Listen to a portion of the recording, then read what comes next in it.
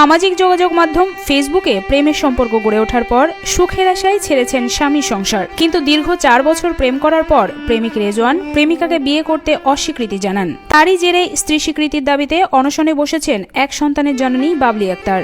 Guys, তোমরা কি কিছু বুঝছো? এই ড্যাশ মারানি আপুটি তার স্বামীর সংসার আর সবকিছু সাইডে চলে আসে গার্লফ্রেন্ড মানে বয়ফ্রেন্ড নাকি যে এক প্রেমিকের বাড়িতে বিয়ে করতে পায়।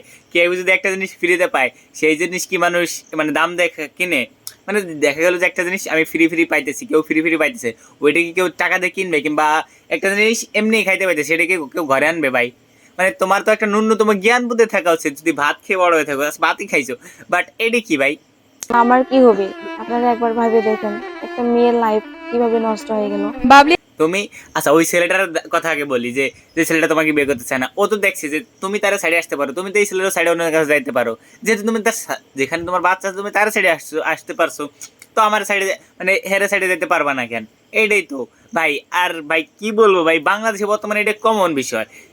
আজকের কালকের এইগুলো নিয়ে আবার নিউজ করে, একটা লজ্জা শরম থাকা দরকার ভাই। তুই তো নিজে ছোট হয়েছিস, তো ভাই এই সাংবাদিকরা কখনো মিলাই দিতে পারবে না তোর এই কাহিনী। সাংবাদিকরা তো আর মানে পারবে না তোদেরকে মিলাই দিতে। ওই ছেলে যে পলাইছে, ওই ছেলের জীবন আর খুঁজে পাবো না ভাই। এইগুলো করার কোনো মানেই নাই ভাই রে ভাই। একজন তোমার পক দিতেই পারে, সুন্দরী সে নজর লাগতেই পারে, তাই বলে যে তোমার এইগুলো করতে হবে, একজন বললে কি চলে আসতে হবে?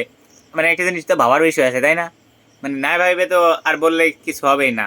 আর বাংলাদেশে মেয়ে মানুষে তো কাচন্দ্রকে ভাই, একটা কিছু হইলেই কি বলবো ভাই, এদেরকে নিয়ে বাংলাদেশে এই বিচ্ছেদের কারণেই হচ্ছে এই মেয়ে মানুষ।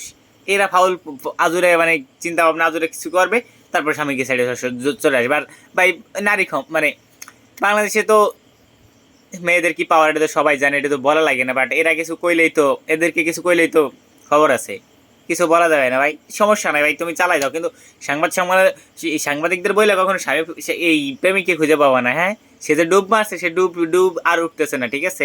পানির তলে ডুব দিয়ে থাকবে, সে আর উঠবে না, তোমার কাছে কখনো আসবে না। এই সাংবাদিকদের বইলে কখনো স্বামীকে ফিরে পাবা না।